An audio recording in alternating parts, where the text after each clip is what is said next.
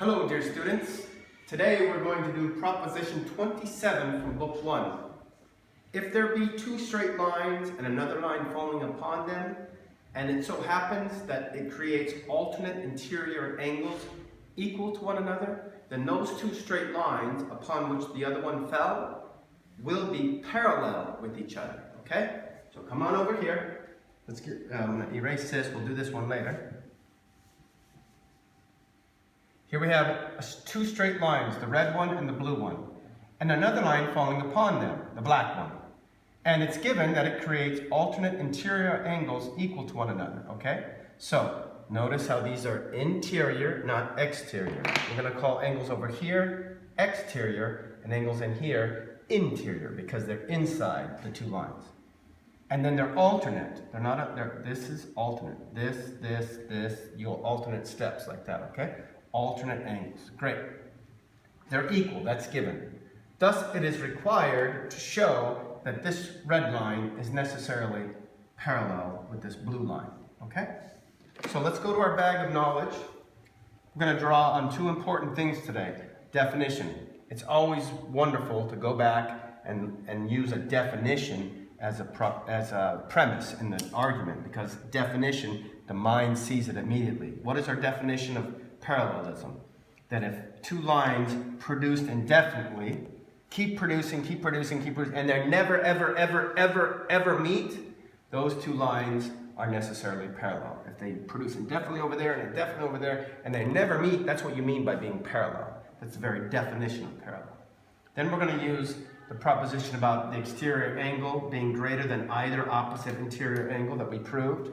So we know that in this triangle, if one of the sides be produced, it is necessarily, that exterior angle is necessarily greater than either opposite interior angle, okay? Let's go here. Now, we're back here, we're gonna do reductio ad absurdum, okay? We're gonna say, look, we know that they don't meet. The imagination tells us, the intellect supports us, and Mr. Smarty Pants says, I say they do meet. Oh, because he, not being a really intellectual guy, wants to see it with his intellect. So we have to do that thing, remember, in a reductio ad absurdum, we grant Mr. Smarty Pants' premise, in this case that they will meet, and we see things follow necessarily, and then we get to a big problem. We get to an absurdity. We get to a big problem of two things both being true at the same time, like equal and not equal. So that's a problem. So since we get to an absurdity, we say that thing that we originally granted is false. That's a reductio ad absurdum. So let's do that. Let me erase this here. Okay, let's say that they meet in this direction. Mr. Smarty Pants says, okay, that direction. We can do the same thing for the other direction. Let's say they meet, okay? Extend these until they meet. Great, so now they meet at this point. Great, here we have a triangle then, right? 1, 2, 3 sides. Here we have an extended side of the triangle creating an exterior angle, remember? I know it looks a little funny because they're not really straight lines. So here's the exterior angle. And here what we have is a triangle. I know it looks funny because we're forcing the imagination to do something that's ridiculous, saying that they meet. Great, so they meet.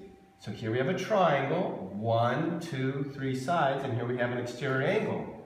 And by proof, we know that the exterior angle is always greater than either opposite interior angle. So this exterior angle is greater than this one and greater than this one. Okay, this is the adjacent angle.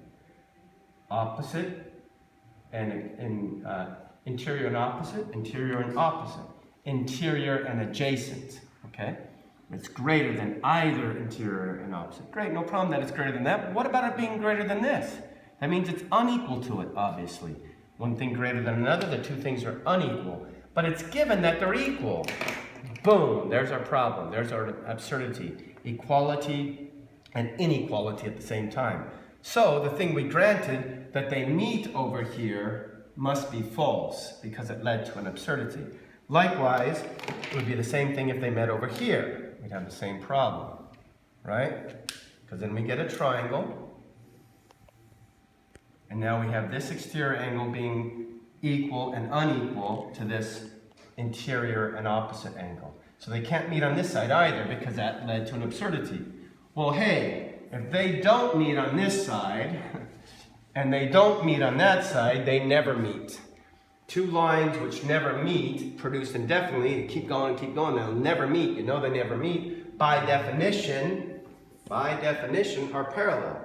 So therefore we know that if you have two straight lines, that if there be two straight lines, and another line falling upon them, creating alternate angles equal to one another, those two straight lines will themselves be parallel to one another. Quod erat demonstrandum, which was to be demonstrated. We did it by reductio, but we showed that it's necessarily the case. They either meet or they don't meet. They meet on this side, they meet on that side. They didn't meet, they're necessarily parallel, which was to be demonstrated. Thank you so much. Bye-bye.